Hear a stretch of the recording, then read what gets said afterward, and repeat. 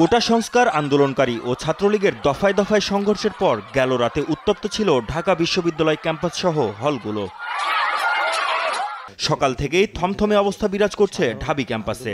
এ অবস্থায় সিন্ডিকেট জরুরি সভা করে ঢাবি প্রশাসন। এ সময় শিক্ষার্থীদের নিরাপত্তার স্বার্থে ঢাকা বিশ্ববিদ্যালয় অনির্দিষ্টকালের জন্য বন্ধ ঘোষণা করা হয়। একই সঙ্গে সন্ধ্যা ৬টার মধ্যে শিক্ষার্থীদের হল ছাড়ার নির্দেশনাও দেওয়া হয়েছে। এরই মধ্যে হল ছাড়তে শুরু করেছে সাধারণ শিক্ষার্থীরা। অনেকেই জানান নিরাপত্তা সহ পরিবারের কথাতেই হল ছাড়ছেন তারা। এমন একটা পরিস্থিতি দাঁড়িয়েছে যে কালকে তো দেখেছি যে কয়েকজন মারা গেছে। এখন আমাদের ফ্যামিলি থেকেও তো আসলে অনেক চিন্তা ভাবনা করছে। এখন এইসব দিক বিবেচনা করে আজকে সকাল পর্যন্ত চিন্তা করেছিলাম যে থাকবো, তো এখন যখন দেখতেছি যে পুরো হল ছেড়ে হয়ে যাচ্ছে, তখন আসলে বুঝতে পারছি কি করব।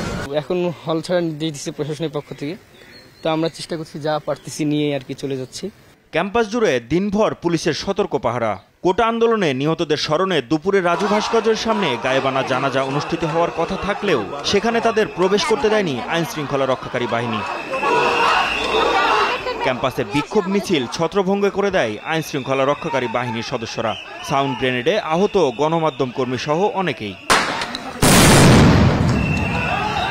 বিক্ষুব্ধ আন্দোলনকারী শিক্ষার্থীরা দুপুর থেকেই উপাচার্যের বাসভবন ঘেরাও করে বিক্ষোভ করছে। মাহমুদ হাসান, দেশ টিভি, ঢাকা।